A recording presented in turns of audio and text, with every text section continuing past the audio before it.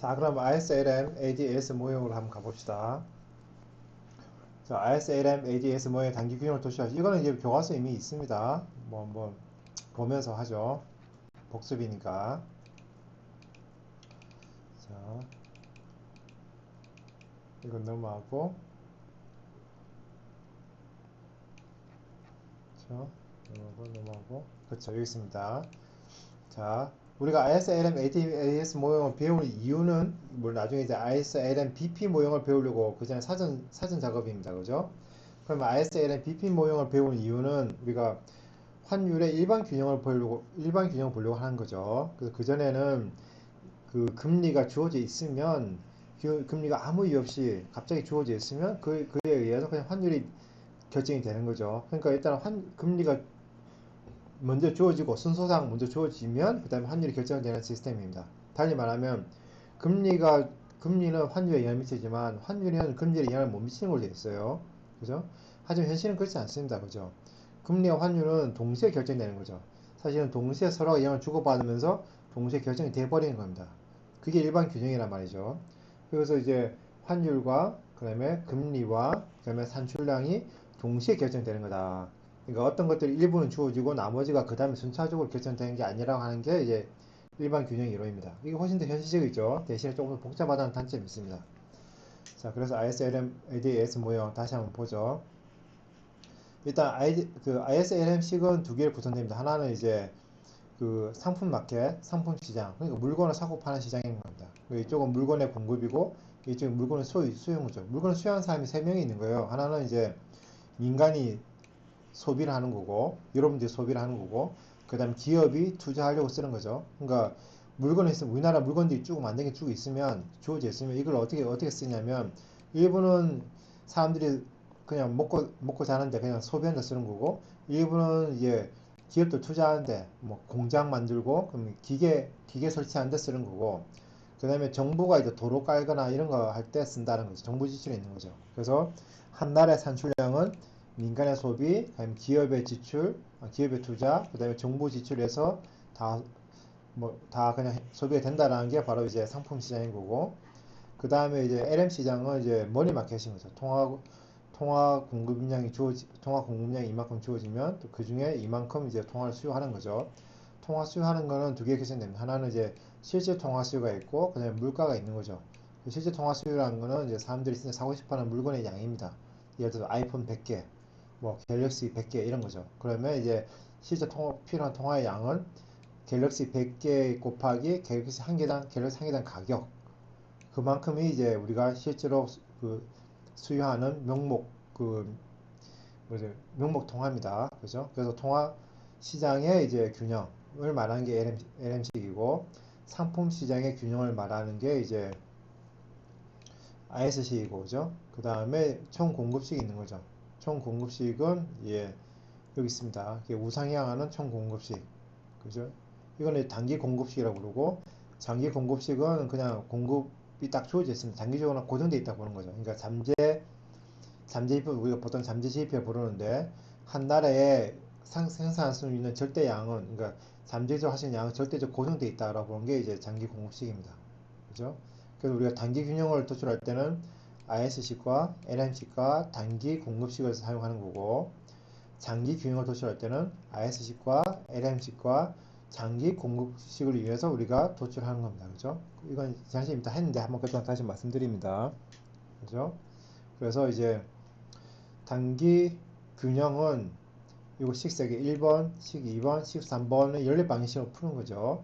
연립 방식 푸는 건 뭐 딱 설명드리지 않겠습니다. 그냥 연립 방식 푸는 거죠. 풀고 나면 y hat, r hat, p hat이 나오는 거죠. 그죠? 이걸로부터 우리가 뭐 통화 정책이 산출량에 미치는 영향 이런 거 보는 거죠. 예를 들어서 G가 늘어나면 Y hat이 늘어나고, 그죠? 그 다음에 Y hat이 늘어나면, 그 다음에 이제 따라서 정부 지출 늘어나면 산출량 늘어나는 거 맞고, 그 다음에 또 이거 보시면 G가 어디냐면 G가 Y hat 안에 있단 말이죠.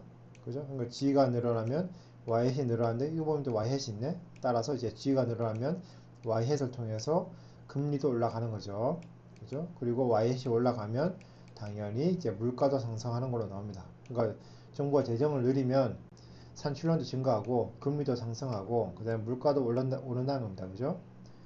그럼 이게 단기 균형, 이게 이 세계 자체가 단기 균형을 말하는 거고 장기 균형은 어떻게 하면 되겠습니까? 장기 균형은 여기에 설명해놨나요? 그때 설명을 따로 드렸는지 안 드렸는지 모르겠습니다. 왜냐면 이거 너무 쉬워가지고 그냥 간단하기 때문에 설명을 안 드릴 수도 있는데 그때 아마 분명히 다시 뭐 간단해서 직접 해보시라고 아마 하고 넘어갔을 겁니다. 왜냐면 장기 균형에서는 여기 보시면 장기 균형, 장기 공급식을 이용하는 거죠. 장기 공급식이 있는데 이거 IS, LM 장기 공급식을 이용하는데 장기 공급식에 보면 이제 Y바가 있는 거죠. 그러니까 Y는 Y바, 그냥 potential GDP에 결정이 돼버려요. 이미 그냥 이 자체가 솔루션인 거란 말이죠. 그러면 이제 나머지는 R과 그 다음에 뭐죠? R 구해야 되고 P만 구하면 된단 말이죠. P도 여기 없어요. 그러니까 P도 사실은 여기 Y 결정되어 있고 R 결정되면 P가 여기서 바로 나오는 거죠. 그럼 끝나는 겁니다. 그죠? 계산이 굉장히 간단하죠. 장기 공급식은. 또 하나 이게 장기 공급식에서 중요한 거는 장기 공급식에서 산출량은 그냥 Y바입니다. 그냥 외생적으로 결정되는 잠재 GDP죠. 그러니까 뭐 정부가 지출을 늘리든 통화량을 늘리든 아무 관계없이 Y는 항상 Y바인 거예요. 장기적으로는. 단기적으로는 이제 단기 균형에 의해서 막 변하지만 장기적으로는 변하지 않는다는 소리입니다. 그죠? 다음 문제가 뭐였나요? 그래서 장기 균형까지 도출한 거 했고, 그죠? 그 다음에 구축 효과가 무엇이며 구축과 발생 이유를 설명하시오. 구축 효과라는 거는 정부가 지출을 늘리면 정부 지출은 산출량은 증가하지만 그 산출량 증가하는 과정에서 이제 그 민간의 투자를 감소시킨다는 게 구축 효과입니다. 그래서 극단적으로는 정부 지출이 늘었을 때 산출량이 하나도 안 늘 수 있고 산출량이 고정될 수도 있어요. 그 말은 건 뭐냐면 정부 지출이 늘어나는 만큼 민간 소비는 줄어든다는 거죠. 그러면 민간 소비가 줄어드는 이유가 뭐냐? 민간 소비가 줄어드는 이유가 이 모형상에서 뭡니까? 투자라는 게 여기 투자라는 게 뭐의 함수? 투자라는 게 금리의 함수입니다. 금리의 이제 역함수인 거죠. 그러니까 금리 올라가면 투자는 감소하겠습니다. 당연한 거죠. 왜냐면 자본 조달 비용이 높아지고 또는 기회비용이 높아지니까. 따라서 정부가 지출을 늘리면 정부가 국공채를 발행해야 되고 국공채 발행을 하게 되면 시중에 채권이 늘어나겠죠. 채권 공급이 늘어나면 당연히 채권의 가격은 떨어지겠죠. 채권의 가격과 금리는 반비례입니다. 그러니까 채권 가격이 떨어지니까 금리가 올라가고 금리가 올라가면 어쩔 수 없이 민간 투자가 줄어들 수밖에 없어요. 그게 바로 구축효과입니다. 그래서 정부가 지출을 늘리면 금리가 올라가서 결과적으로 민간의 투자를 위축시킨다. 라는 게 구축효과입니다. 그죠? 자, 그래서 이제 일단 이 모형을 개발한 그 케인즈 입장에서는 이게 구축효과가 별로 없다고 생각했어요. 왜냐면 그 투자라는 게 금리 영향을 받는 게 아니라 그냥 기업가의 애니멀 스피시라 그래서 그냥 무슨 동물적 감각에 의해서 투자가 일어나는 거지 뭐 금리가 높다고 투자를 안 하고 금리가 낮다고 투자를 하는 게 아니다 라는 게 이 모형을 처음 개발한 사람의 우리 의도였습니다. 그래서 그 사람이 주장했던 게 그 당시 대공황 이후에 이제 정부가 지출을 엄청 늘려가지고 그 성장과 민간 소비를 부양해야 된다는 게 이 사람 논리였어요. 그 근거가 뭐냐면 사실 기업은 금리에 의해서 투자를 결정하는 게 아니라 사실 그냥 기업가 정신에 의해서 투자를 하는 거다. 그러니까 금리가 정부가 지출을 늘려서 금리가 올라간다 하더라도 사실 그게 민간 투자를 위축시키는 건 크지 않을 거다라는 게 이 사람의 주장이었습니다. 실제로는 그랬죠, 그 당시에. 자, 그게 바로 구축 효과고요. 그 다음에 이제 긴축적 통화정책이 물가 산출량 이자 미치 영향. 긴축적 통화정책이라는 건 이제 통화량을 줄이는 거죠. 한번 봅시다. 보시면 통화량을 줄이면 이게 M을 줄이면 어떻게 됩니까? 이 식 전체로 봤을 때 M은 분자에 있으니까 그 Y 햇은 줄어들게 됐습니다. 그죠? 그러니까 중앙은행이 통화량을 줄이면 산출량을 감소하게 돼 있고, 그죠? 또 통화량을 줄이면 얘는 감소하고 그 Y햇 감소합니다. 얘도 감소하긴 하죠. 얘도 감소하긴. 근데 이 감소했을 때 얘가 감소한 폭이 얘보다 더 큽니다. 더 커요. 더 큽니다. 그렇죠? 그게 왜 그런지는 그러니까 설명드리지 않겠습니다. 이거는 예전에 했으니까 넘어가고. 그래서 결과적으로 통화량이 줄어들면 금리는 이제 올라가게 되는 거죠. 시중에 통화 공급이 줄어드니까 금리는 올라가게 되어 있습니다. 그죠? 그리고 얘가 산출량이 줄어들면 당연히 이제 물가도 하락하게 되어 있죠. 그죠? 됐습니다. 그러니까 사실은 이제 긴축적 통화정책 효과라는 거는 그냥 확장적 통화정책 효과의 반대로 하면 될 겁니다. 그죠? 그러면 긴축적 재정정책은 방금 설명을 드렸죠.